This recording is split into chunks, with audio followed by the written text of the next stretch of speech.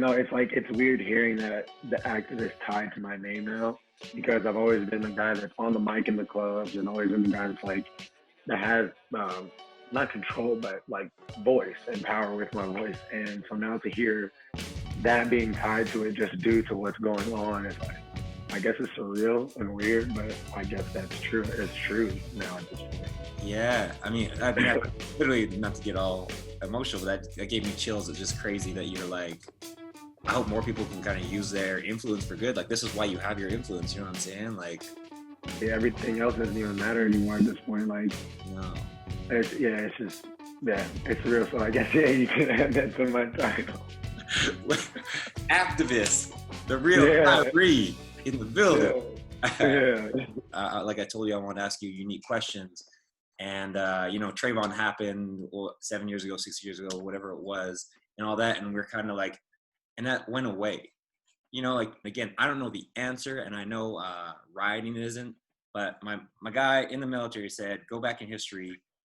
And he said, has there ever been a peaceful protest actually worked? And I don't know I don't want to say it can't work, because it can, but I don't know, like, what, is there more? I think like history repeats itself, and it's sometimes a good thing, and sometimes it's a bad thing. Mm-hmm. And when history repeats itself, it's not repeating itself within the same time frame. We are in a different time period now. So peaceful protests, there wasn't as much media coverage. Everything was able to be spun by the media, the people that had control. Now we, the people, we have this technology in our hands. We control the narrative, and it's just something that we have to remember, and we have to keep people. We have to remind people of that. So when I say about disruptive protest, I don't think disruptive protest or rioting or looting helps. While yes, you can send out a powerful message, and you can make the city pay and damages and things and such like that. And however, when you start making it very very angry, and you make it disruptive, it gives our government more power to use more lethal weapons against us. It gives them more of a reason to get closer to martial law. And if they declare martial law, guess what? Everybody and their mom and anybody that, even if they aren't on our side, they are SOL. They're shit out of luck at that point, because guess what? They don't have any rights either. So now if they get stopped and they're sitting there, oh, well, I'm with you guys. No, that doesn't matter at this point, because martial law has been declared and nobody has rights at this point. So I think the best way during this time period, in this time frame, to where we can't let the media gain control of the narrative, we have to continually peacefully protest. Because therefore, when you peacefully protest, what are you going to do? You're gonna shoot at us for peacefully protesting, which they, in some places they already have, and you see exactly what's going on to the police department. They're being defunded millions of dollars. The other day, Phoenix Police Department, they had their riot gear on for what, man? Like, and then yesterday, after the peaceful protest, and they see how we're moving as a huge unit, there was no riot gear. So that tells me that they are paying attention. It tells me that they're being put in a position to where they have to respect what's going on. What are you going to do? You're still a human at the end of the day too, right? Yeah. So like, what are you going to do? You're going to keep causing, are you going to be the one that's causing disruptive issues, or are you going to let us get our way? You're going to listen to the people. Doug Ducey, he actually admitted to racism. He admitted to racism in Arizona. He dodged a systematic racism question, but he also said he's learning. So again, people that are quote unquote in power are listening. They are paying attention, and that's because it's peaceful. If it wouldn't have been peaceful, and if it wouldn't have remained peaceful, it would have been a problem. It would have been a problem. They would have never listened. Yeah, I love that. And even my guy in the military was even saying, like, it's hard in this day and age, because just like you said, to that martial law point, is like, we could try and be a little bit more disruptive, close down the streets or whatever, but all they need is to militarize, and then we're kind of screwed. And then we're also at fault. So, I mean, you hit on the head. Like I said, I didn't have the answer. It was just something that a lot of us have been talking about. And I think you're right. There's been some great movement with the government and people actually recognizing the police and riot gear. So, man, I love that response. I appreciate that. Fire with fire, you're going to burn the whole city down. I feel you. An eye for an eye. Leave the whole world. Yeah, exactly. There you go. So I have friends who are like, Republicans that I want to fight right now, but they're still my best friends. And I have like obviously way more of my liberal friends, but I also see a couple of them are like, I want to be with you, but I also don't want you to push me away. Like, you're not with us. Can I be, you know? Fuck that. Yeah. This is not a left and right side problem. This is not a Republican. This is not a fucking liberal problem, Democrat problem. This is a humanity issue. This is right versus wrong. If that same Republican that says, I want to be with you, but this and the third, if their child was in peril, how would they feel? Yeah. If their child was like disrespected, totally disrespected by police, how would they feel? They would want to press charges, correct? If they had enough money, they're going to get the best lawyers, correct? They're going to fight with every tooth and nail they have, correct?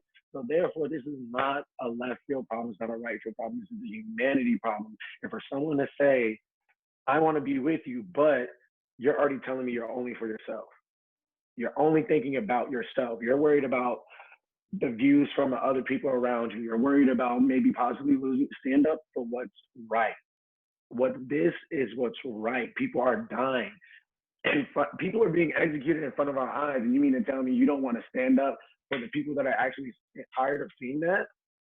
What sense does that make in the head? That tells me you are egotistical, you are selfish, and you don't care. You don't care about human life. You only care about you and yours. Damn, I don't even know if you care about your kids at this point. Yeah. That's hard. That's hard to hear from somebody in a position. If it was their brother, it's almost like if they're not personally affected, they don't care. And that's not how to move about this. That's not what this thing is about. This thing is about us. It's things about things that are bigger than us. It's about the future. It's about our kids, our future generations to come. This is about humanity in general. It's. I can't believe people just can't like see that.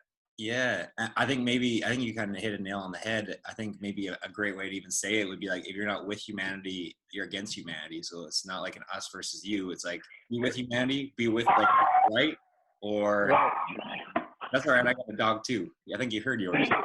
Right. I can do his thing. No, but yeah, I'm sitting right here. He was eating earlier, being all loud and shit. He was just all calm, and then he heard somebody walking. He was gonna be an alarm dog. So yeah, but I think that's what I'm gonna explain to them too. It's like it's not if you're with Black people, then you're not against Black people. It's like if you're not with humanity, you're against humanity. If you're not with love, you're against love. Like exactly. Yeah. I can feel that because you have a lot of people that are angry. I'll say Black people that are angry for a lot of things, and they don't necessarily know how to compartmentalize their anger and their rage, and how to truly decipher where to place it. So you have some people who are just not really good with handling their emotion, who will come out and say certain things that are in the same light, damn near what we're trying to stop. Yeah. So it's like, you always have to think before you speak. Like even at the protests, when people end up being in front of police, I have to remind them, this is peaceful. Keep it peaceful. Say your piece and keep it moving. There's nothing these people can do for you. On the lines, everything you want to say, you're going to waste your breath. That's it. We're out here for something bigger than that. You want answers from people who are above them. You pay them. You have to stop being tricked by this notion of just because they are there, they are enforcing shit, or we're kind of at war with police right now, or blue, that your word matters when you're speaking to them. That's not where your word counts. Your word counts when you're able to talk to someone higher than them. Your word counts when you're able to bring on policy change. Your word falls on deaf ears when you're yelling at them. They don't care. They don't care. If they cared, this would not be an issue. Absolutely. Man, I love it. Your words have been perfect. It's great. You must write lyrics for a living and fucking think a lot about it, man. It's beautiful. I'm a writer, and I do ghostwriting for other artists. So I think really this comes from the heart. So it's on my mind. Absolutely. If you had to say like anyone, I think you kind of said a little bit, but like anyone who hasn't come out to protest, anyone who's not really going out, like, I mean, what do you want Phoenix to hear right now? And I mean, the U.S. everywhere. Make it out to protest, that is totally fine. there's 1,000 other ways to support what's going on. If you want to support the cause of George Floyd, that's supporting what's going on.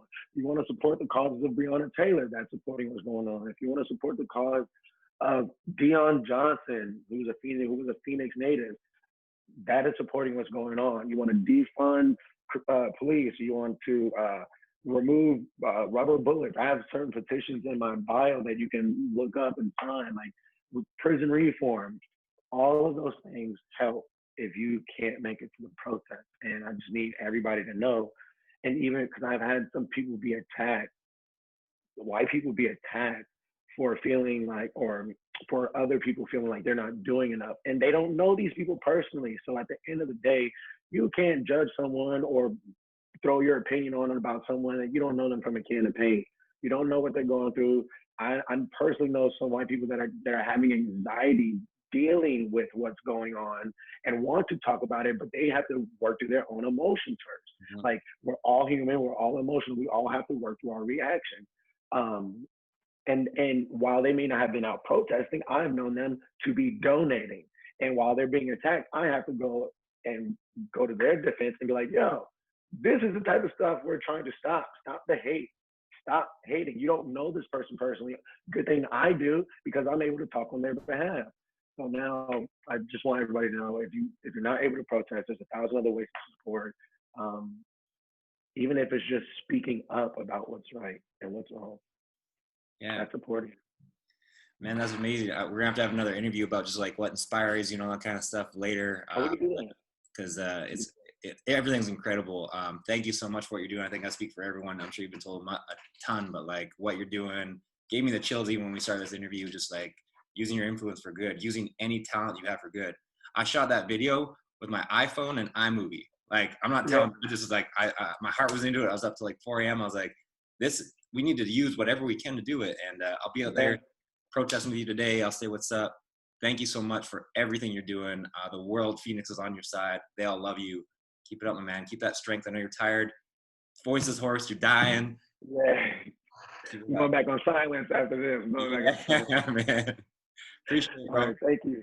Thank you so much, brother. I'll see you later on.